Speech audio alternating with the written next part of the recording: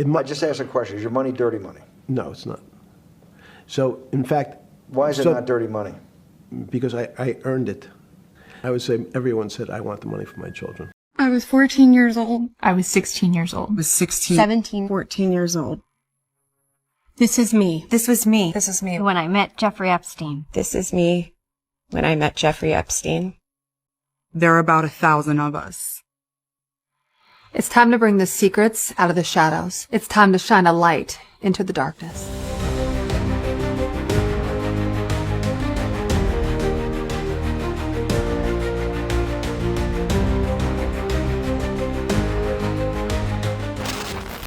Akhir pekan ini, Departemen Kehakiman Amerika Serikat merilis jutaan halaman dokumen terkait satu nama yang selama bertahun-tahun ditutup rapat, Jeffrey Epstein. Isinya email pribadi, invoice pengiriman, laporan FBI, foto, video, hingga catatan briefing global. Totalnya, lebih dari 3 juta halaman arsip, 180.000 gambar, dan ribuan video. Nama-nama besar dunia kembali muncul, presiden, pengusaha, pangeran, tokoh intelijen. Tapi ada satu hal yang membuat publik Indonesia terkejut. Di dalam Epstein Files, terbaru ini nama Indonesia muncul 902 kali. Pertanyaannya, kenapa Indonesia? Apa konteksnya? Dan apa saja fakta yang selama ini jarang dibahas? Di video ini, kita tidak akan berspekulasi, tidak menuduh tanpa dasar. Kita akan membuka 16 fakta paling mengganggu berdasarkan dokumen resmi Epstein Files. Dan setelah mendengarnya, kamu akan mengerti kenapa kasus ini tidak pernah benar-benar selesai.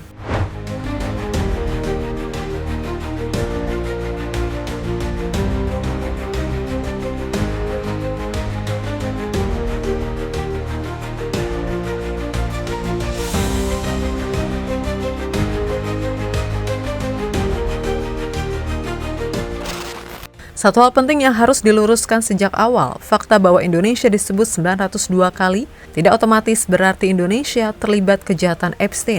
Dokumen-dokumen ini dirilis oleh Department of Justice Amerika Serikat sebagai bagian dari pengungkapan arsip lama, bukan dakwaan baru. Isinya sangat jelas, bukan hanya soal kejahatan seksual, tapi juga email bisnis, laporan intelijen, briefing ekonomi global, invoice pengiriman, arsip foto dan perjalanan, hingga ringkasan berita internasional. Karena itulah banyak negara muncul di dalamnya, dan Indonesia adalah salah satunya. Sebagian besar menyebut Indonesia muncul dalam konteks non-kriminal, seperti laporan ekonomi global dari bank besar, analisis pasar negara berkembang, briefing politik internasional, hingga referensi berita pandemi COVID-19.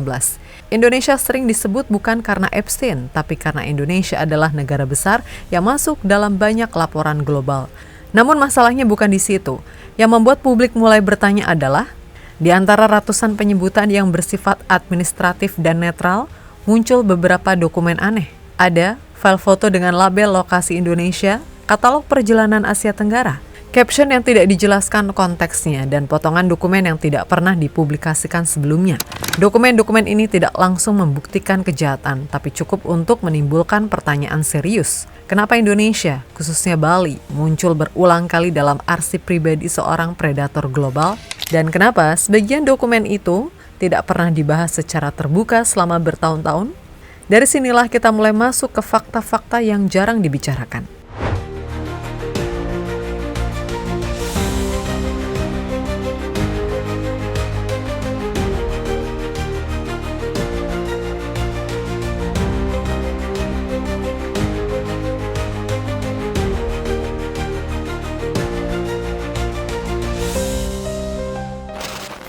Angka ini bukan asumsi, ini adalah penelusuran langsung dari kumpulan dokumen yang dirilis Department of Justice Amerika Serikat. Di dalam Epstein Files, kata Indonesia muncul setidaknya 902 kali. Tapi penting dicatat sejak awal, 902 kali disebut bukan berarti 902 tuduhan. Sebagian besar penyebutan Indonesia muncul dalam konteks dokumen global seperti laporan ekonomi dan pasar negara berkembang, briefing politik internasional, arsip institusi keuangan besar, serta referensi artikel berita termasuk soal pandemi. Salah satu contohnya adalah laporan GEM Equity Strategy Outlook 2014 yang bersumber dari Bloomberg yang dipakai oleh Deutsche Bank. Indonesia dicantumkan bersama puluhan negara lain dalam tabel dan analisis ekonomi global.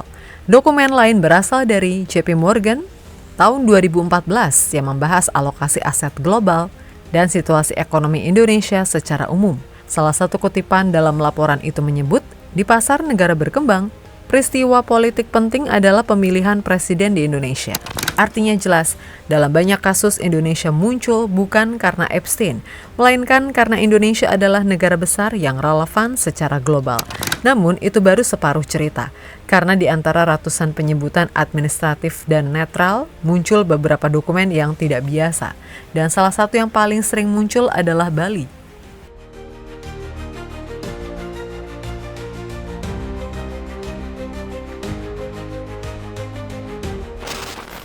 Dalam rilis terbaru Epstein File, nama Bali muncul secara spesifik dan berulang dalam beberapa berkas foto dan katalog. Salah satu dokumen memiliki nomor file EFTA 00129111. Di dalamnya terdapat foto seorang perempuan dengan keterangan yang cukup mengganggu. Before a group or gang training exercise in Bali. Dokumen lain dengan nomor EFTA 00004477 berjudul Clinton for East. Berisi puluhan thumbnail foto dengan nama file seperti bali09.jpg, bali23.jpg, hingga bali50.jpg. Foto-foto ini menampilkan pantai dan pesisir Bali, arsitektur lokal seperti pura dan patung villa, kolam renang dan pavilion terbuka, serta interaksi dengan warga lokal. Dari format dan kualitas visual, foto-foto ini diduga diambil pada era awal 2000-an. Namun sampai sekarang tidak ada konfirmasi resmi siapa yang mengambil foto-foto tersebut dalam konteks apa. Dokumen EFTA 00004477 sudah hilang dari DOJ. Yang jelas dokumen ini adalah arsip pribadi yang selama bertahun-tahun tidak pernah dibahas secara publik. Dan dari Bali kita masuk ke fakta berikutnya, yang bahkan lebih sensitif secara historis.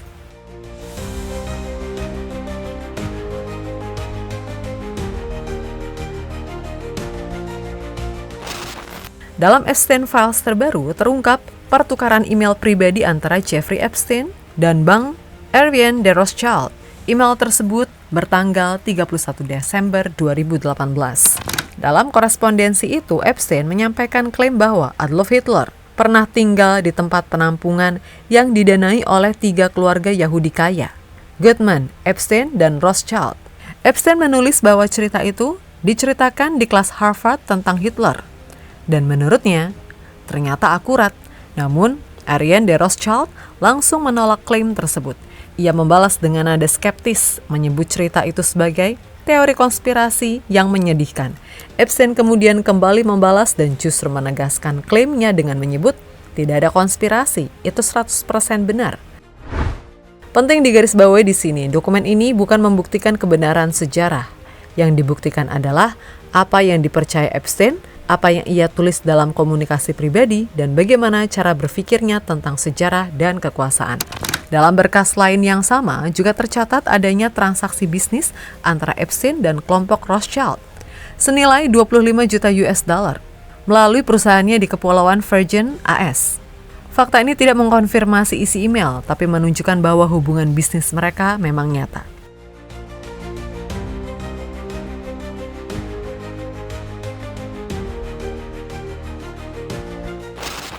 Salah satu dokumen yang paling banyak dibicarakan adalah email tertanggal 3 Maret 2017.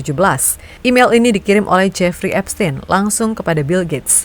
Subjeknya berbunyi, pengiriman dan ruang lingkup BGC3. Di dalam email tersebut, Epstein menawarkan kerjasama di 5 topik besar, dan yang paling mencolok adalah simulasi pandemi.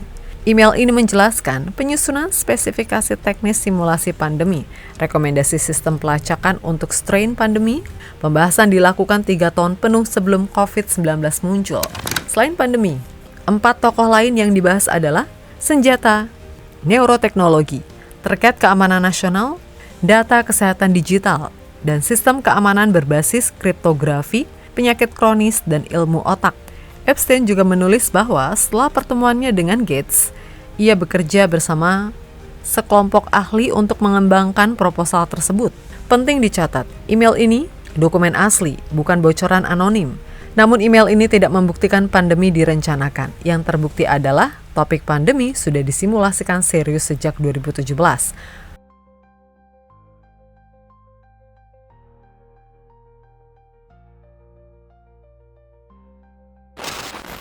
Fakta berikutnya datang dari korespondensi Epstein. Beberapa hari setelah pembunuhan jurnalis Saudi, Jamal Khashoggi, pada Oktober 2018. Dalam email tersebut, Epstein menyebut bahwa pembunuhan Khashoggi bukan sekedar operasi internal Arab Saudi. Ia menuliskan pandangannya bahwa Mohammed bin Zayed mungkin telah menjebak Mohammed bin Salman. Epstein bahkan menyebut Khashoggi sebagai teroris dan mengusulkan agar pembunuhan itu dibingkai sebagai operasi rahasia yang gagal. Dalam email lanjutan, Epstein mengklaim ada rekaman video operasi direkam oleh salah satu peserta lalu diperoleh melalui peretasan ponsel. Namun tidak disebutkan siapa yang meretas dan tidak ada bukti lanjutan yang disertakan. Yang penting di sini ini adalah opini dan spekulasi Epstein, bukan laporan resmi intelijen. Email ini menunjukkan cara Epstein membaca geopolitik tingkat tinggi dan bagaimana ia berbicara soal krisis internasional secara dingin.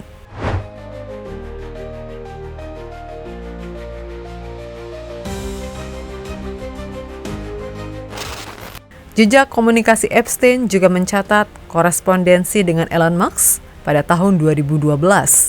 Dalam salah satu email, Musk bertanya kepada Epstein, kapan pesta terliar di pulau pribadinya akan diadakan.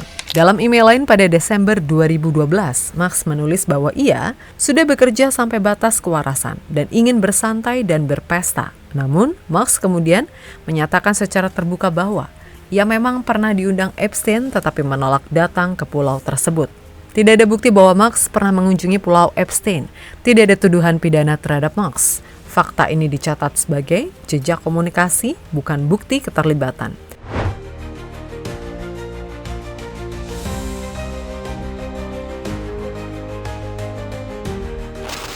Dalam Epstein Files terbaru, muncul 2 email tertanggal 18 Juli 2013 yang menyebut nama Bill Gates. Salah satu email ditulis sebagai surat pengunduran diri dari seseorang yang mengaku terkait dengan Bill and Melinda Gates Foundation. Di dalamnya terdapat keluhan soal permintaan obat untuk mengatasi konsekuensi hubungan seksual dengan gadis-gadis Rusia. Email lain yang diawali dengan sapaan Bill yang terhormat menuduh Gates mencoba menutupi infeksi menular seksual termaksud dari istrinya saat itu, Melinda Gates.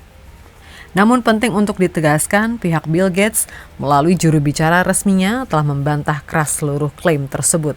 Kepada media Inggris, mereka menyatakan bahwa klaim ini berasal dari seorang pembohong yang terbukti dan tidak puas, serta sepenuhnya salah dan tidak masuk akal. Artinya email tersebut benar-benar ada di dalam arsip, tapi isinya adalah klaim sepihak dan sudah dibantah secara resmi. Fakta ini dicatat sebagai dokumen yang muncul, bukan kebenaran yang telah terbukti.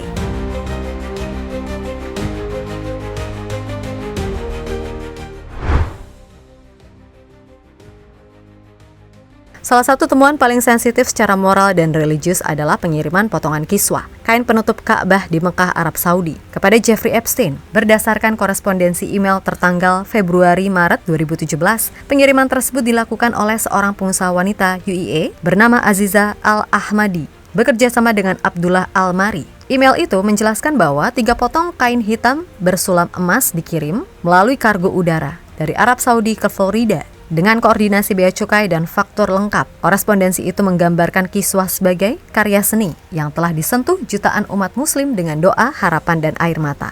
Namun dokumen tidak menjelaskan bagaimana Al-Ahmadi mengenal Epstein, mengapa hadiah religius ini dikirim kepadanya, dan atau apakah ia mengetahui kejahatan Epstein. Dalam email lain, asisten lama Epstein, Leslie Groff, bahkan mengirimkan alat uji DNA kepada Al-Ahmadi tanpa penjelasan tujuan. Tidak ada bukti bahwa pengiriman ini melibatkan kejahatan. Yang membuatnya mengganggu adalah makna simboliknya, bukan unsur pidananya. Dalam rilis yang sama muncul memo FBI berbasis laporan dari Confidential Human Source. Memo ini menyebut bahwa Israel telah mengkompromikan Donald Trump selama masa kepresidenannya. Di dalam memo tersebut, nama Jared Kushner, menantu Trump, ikut disebut dalam konteks hubungan dengan kelompok agama Yahudi, Chabad Lubavitch. CHH mengklaim bahwa Kelompok ini berupaya mempengaruhi bahkan membajak kepresidenan Trump selama masa jabatan pertamanya. Memo itu juga menyebut Beryl Lazar, tokoh cabat yang digambarkan sebagai penasehat dekat Presiden Rusia Vladimir Putin. Penting untuk ditegaskan, ini adalah laporan sumber intelijen, bukan putusan pengadilan. Klaim-klaim di dalamnya belum diverifikasi secara publik. Tidak ada dakwaan resmi yang muncul dari memo ini. Fakta ini dicatat untuk menunjukkan apa yang tertulis di dalam arsip FBI bukan untuk menyimpulkan kebenaran final. Dalam rilis Epstein Files muncul memo FBI yang bersumber dari Confidential Human Source atau CHS. Memo ini memuat klaim bahwa Jeffrey Epstein memiliki keterkaitan dengan intelijen Israel, bahkan disebut sebagai agen Mossad yang direkrut. Dokumen itu mengaitkan Epstein dengan mantan Perdana Menteri Israel Ehud Barak, bahwa ada rekaman telepon antara keduanya. He thought there was two cyber companies. Look out, and even though I know Peter, I've never met Peter Thiel, and everybody says he sort of jumps around and acts sort of strange, like he's on drugs. Smoking, yeah. He looks under drugs. Catatan FBI menyebut Epstein dan Barak memiliki hubungan selama lebih dari 1 dekade. Barak tercatat mengunjungi rumah Epstein di New York lebih dari 30 kali antara 2013 sampai 2017. Dalam salah satu pertukaran email, Epstein sendiri menulis kepada Barak, "Anda harus menjelaskan bahwa saya tidak bekerja untuk Mossad." Menariknya, memo FBI mengkaitkan klaim intelijen ini dengan kesepakatan pengakuan bersalah Epstein tahun 2008. Dalam kesepakatan itu, jaksa federal saat itu, Alex Acosta, diberitahu bahwa Epstein terlibat dalam intelijen. Dokumen tersebut juga menyebut nama akademisi hukum pro-Israel Alan Dershowitz yang menurut CHS memiliki hubungan erat dengan Epstein, bahkan disebut telah direkrut oleh Mossad. Penting ditegaskan, ini adalah klaim sumber intelijen, bukan putusan hukum. Tidak ada dakwaan pidana terkait Mossad. Fakta yang pasti, klaim ini tercatat resmi di arsip FBI. Fakta berikutnya termaksud yang paling mengganggu. Dalam dokumen tersebut muncul rangkaian email antara Epstein dan pengembang teknologi Bitcoin bernama Brian Bishop. Email-email tahun 2018 ini membahas rencana proyek Designer Baby, bahkan cloning manusia. Dalam salah satu balasan, Epstein menulis, "I have no issues with investing. The problem is only if I am seen to lead." Artinya Epstein bersedia mendanai selama namanya tidak muncul di depan publik. Bishop kemudian menjelaskan kebutuhan dana, sekitar 1,7 juta US dollar per tahun selama hingga 5 tahun ditambah 1 juta US dollar untuk pembangunan laboratorium. Total estimasi proyek hingga 9,5 juta US dollar. Email lanjutan menyebut uji coba pada tikus mikroinjeksi dan transfection dilakukan di laboratorium luar negeri termasuk Ukraina. Dalam email lain, Epstein menulis, "I like implant embryo. Wait 9 months, great ending." Dokumen ini menunjukkan proyek belum terbukti terrealisasi, namun diskusi skema pendanaan dan niatnya sangat nyata. Penting dicatat, Bishop kemudian menyatakan kepada media bahwa ia tidak pernah menerima dana dari Epstein. Namun fakta yang tercatat tetap ada, Epstein tertarik dan terlibat dalam diskusi proyek ini. Epstein Files juga membuka kembali hubungan Epstein dengan elit kerajaan Inggris. Dalam dokumen dan korespondensi email, Epstein disebut mengatur pertemuan antara seorang pangeran Inggris dan wanita asal Rusia. Pangeran tersebut diyakini adalah Prince Andrew, adik Raja Charles III. Email-email ini berlangsung sekitar Agustus 2010, 2 tahun setelah Epstein mengaku bersalah atas kasus eksploitasi anak di bawah umur. Dokumen tersebut juga menyebut makan malam di istana Buckingham dengan tingkat privasi tinggi. Dalam rilis terbaru terdapat foto yang diklaim menunjukkan Prince Andrew dalam posisi tidak pantas bersama seorang wanita. Selain itu, muncul email dari mantan istrinya, Sarah Ferguson, yang menyebut Epstein sebagai sahabatku yang luar biasa dan istimewa. Email ini juga membahas ide bisnis Ferguson dan ditutup dengan nada yang sangat akrab. Sekali lagi perlu ditegaskan, dokumen ini tidak menambah dakwaan baru, tapi memperlihatkan kedekatan sosial Epstein dengan lingkaran elit Inggris bahkan setelah vonis pidananya. Dalam rilis dokumen terbaru, nama pendiri Virgin Group, Richard Branson, muncul dalam pertukaran email dengan Jeffrey Epstein. Salah satu email dari tahun 2013 menunjukkan Branson menulis kepada Epstein bahwa sangat menyenangkan bertemu denganmu. Kapanpun kamu berada di daerah ini, saya ingin bertemu, asal kamu membawa haremmu. Kata harem ini kemudian menjadi sorotan. Pihak Virgin Group memberikan klarifikasi resmi. Istilah tersebut merujuk pada 3 anggota dewasa tim Epstein, bukan perempuan di bawah umur dan tidak menunjukkan keterlibatan dalam aktivitas ilegal. Virgin juga menegaskan bahwa Kontak Branson dengan Epstein sangat terbatas, terjadi lebih dari 1 dekade lalu, dan hanya dalam konteks secara sosial atau bisnis seperti acara tenis amal. Tidak ada dakwaan, tidak ada bukti pidana. Fakta ini dicatat sebagai jejak komunikasi sosial, bukan keterlibatan kriminal. Fakta berikutnya menyentuh ranah politik Inggris. Dalam Epstein Files tercatat bahwa Epstein melakukan transfer dana kepada rekening yang berkaitan dengan Peter Mandelson, tokoh Partai Buruh Inggris yang pernah menjabat sebagai diplomat senior. Dokumen menunjukkan Epstein mengirim 3 pembayaran terpisah masing-masing senilai $25.000, total $75.000. Terjadi pada tahun 2003 sampai 2004. Jumlah tersebut setara sekitar 1,2 miliar rupiah dengan kurs saat ini. Informasi ini dilaporkan oleh media internasional dan tercatat dalam berkas yang kini dibuka ke publik. Namun penting dicatat dokumen ini tidak memuat putusan hukum, tidak ada dakwaan pidana yang muncul dari pembayaran tersebut. Motif pembayaran tidak dijelaskan secara rinci. Yang pasti aliran dana itu tercatat secara resmi dalam arsip yang kini dibuka. Dalam Epstein Files, nama Donald Trump muncul ratusan kali. Dokumen tersebut mencakup laporan masyarakat kepada FBI, catatan National Trade Operation Center, serta berbagai tuduhan yang masuk menjelang pemilu 2020. Sebagian laporan itu menuduh pelecehan seksual, keterlibatan dengan Epstein, atau kedekatan sosial di masa lalu. Namun, Departemen Kehakiman AS secara eksplisit memberikan klarifikasi. Mereka menyatakan bahwa sebagian dokumen berisi klaim yang sensasional dan tidak benar. DOJ juga menegaskan klaim tersebut tidak berdasar, tidak memiliki kredibilitas hukum, dan tidak pernah menghasilkan dakwaan. Trump sendiri secara konsisten membantah terlibat dalam kejahatan Epstein. Fakta ini penting untuk menunjukkan betapa banyaknya laporan yang masuk ke FBI, sekaligus bagaimana tidak semua laporan berujung kebenaran. Have you ever had a personal relationship with Donald Trump?